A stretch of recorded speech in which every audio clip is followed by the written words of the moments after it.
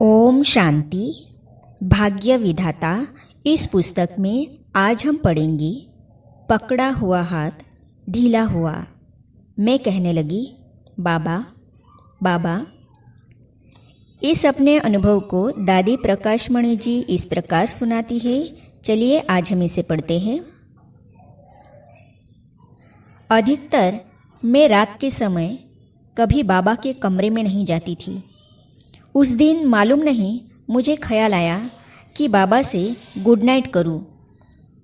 अभी जो शशि बहन का नया ऑफिस और मेडिकल विंग का ऑफिस है, वहाँ उस समय मेरा बेडरूम था। मैं बाबा के कमरे में गई, देखा तो बाबा पलंग पर बैठा है। मुझे देखकर बाबा ने कहा, आओ बेटी आओ।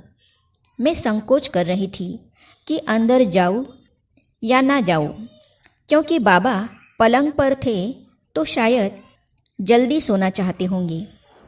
बाबा ने मुझे फिर बुलाया।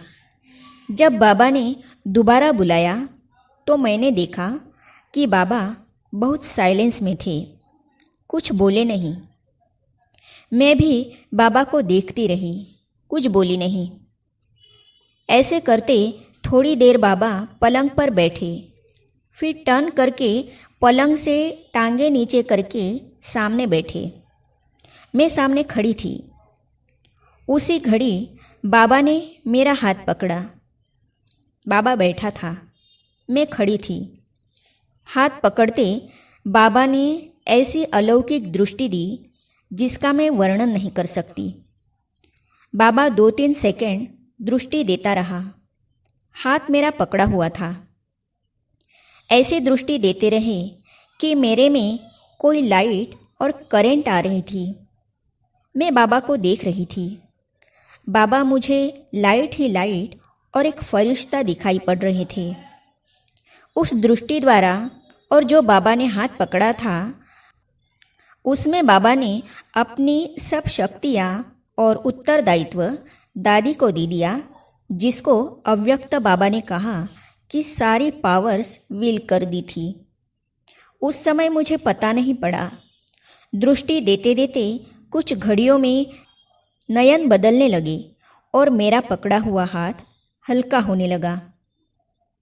हाथ पकड़ा हुआ था परंतु ढीला हुआ था। 1 सेकेंड में इतनी साइलेंस हुई कि एकदम डेड साइलेंस हो गई। मैं समझ नहीं पाई कि क्या हो गया। मुझे लग रहा था कि मैं लाइट के साथ वतन में जा रही हूँ। मैं कहने लगी बाबा बाबा। बाबा बोल नहीं रहे थे। मुझे समझ में नहीं आ रहा था कि क्या हो गया। बाद में पता पड़ा कि बाबा अव्यक्त हो गए। मुझे ऐसा अनुभव होने लगा था कि ऑलमाइटी बाबा मेरे सामने खड़ा है और साकार बाबा हमसे छिप गया है। हमने बाबा को लिटा दिया। इतने में डॉक्टर आ गया और उसने चेक करके कहा कि बाबा अब नहीं रहे। परंतु मुझे ये आभास नहीं हुआ था कि बाबा चला गया। मैं यही कह रही थी कि बाबा है, सबका प्यारा बाबा है, बाबा सदा साथ रहेगा। बाबा ने मुझ में अथाह शक्ति भर दी थी। मैं सब जगह फ़ोन कर रही थी। मैं कहती थी ड्रामा की भाभी, ड्रामा याद है? बाबा अव्यक्त हो गए। जो भी आना चाहे भले पधारे, कोई भी आंसू न बहाए।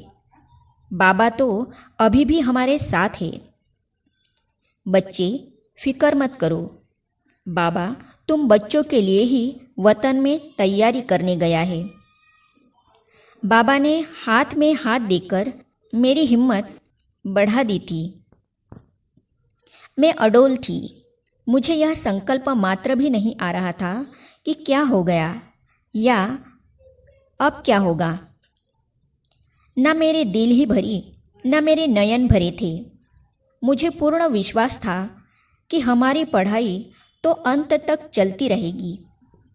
इसके बाद 21 जनवरी का वह दिन आया जब हमने प्यारे बाबा के उस पार्थिव शरीर का अंतिम संस्कार किया, जिसने लौकिक बाप से भी अधिक हमारी पालना की, हमें दुलार दिया, जिसके गोद में खेलकर हम छोटे से बड़े हुए, जिसके द्वारा हमें भगवान मिला, वरदान मिले और जिसने हमें अनेक विशेषताएं भरी।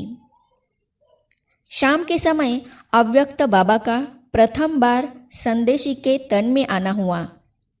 बाबा ने दीदी दादी को यज्ञ की पूर्ण रूपेण जिम्मेवारी दी। बाबा ने हम दोनों के सिर पर कलश रखा।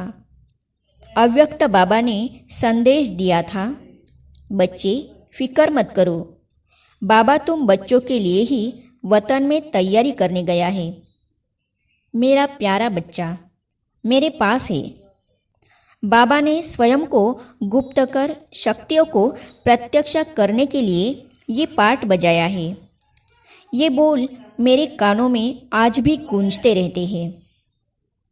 इस प्रकार यज्ञ रूपी जहाज में अनेक वत्सों को बिठाकर 33 वर्षों से जहाज को अनेक तूफानों और विघ्नों के बीच सुरक्षित खेकर जो नाविक असीम साहस के साथ अडोलतापूर्वक चला जा रहा था, अब वह हमारे हाथों में जहाज की बागडोर देकर हमारा पूर्ण सहयोगी बनने के लिए उड़कर वतन में जा बैठा। आज भी बाबा ही यज्ञ पिता है, वही अपना यज्ञ चला रहा है। मुझे यह आभास रहता है कि बाबा सदा मेरे साथ है, वही सब कुछ करा रहा है। मेरे ऊपर उसी की छत्र छाया है, वही मेरे कंधों पर है, मेरे नैनों में है। मुझे बाबा की दिव्य प्रेरणाएं प्राप्त होती है। हम तो उनकी भुजाएं हैं, वही अपनी भुजाओं को चलाता है। कोई भी यज्ञ का बड़ा कार्य आता है तो मैं स्वयं को निमित्त समझती हूँ। मुझे कभी बोझ महसूस नहीं होता। जब कोई हमसे राय लेने आता है तो मैं तुरंत योगयुक्त होकर बाबा से पूछकर ही राय देती हूँ। मुझे यह भान नहीं रहता है कि मैं राय दे रही हूँ। मुझे यह ख्याल रहता है कि यज्ञ में बाबा के अनेक बच्चे आते हैं अपना अधिकार लेने। सभी बच्चे अपना अधिकार लेकर ही जाए। तो इस तरह से हमारे भाग्य विधाता यह संग्रहित अनुभवों की श्रृंखला आज हमने पढ़कर सुनाई है। तो आगे हम पढ़ेंगे 3 in 1 दादी निर्मल शांता जी के अलौकिक अनुभव इस पुस्तिका को। तो इसे जानने और पढ़ने के लिए इस चैनल को सब्सक्राइब करने के साथ ही साइड में जो बेल आइकॉन है उसे भी क्लिक कीजिए, ताकि आने वाली सभी वीडियो और अब तक की सारी वीडियो आप तक पहुंचती रहेगी। ओम शांति।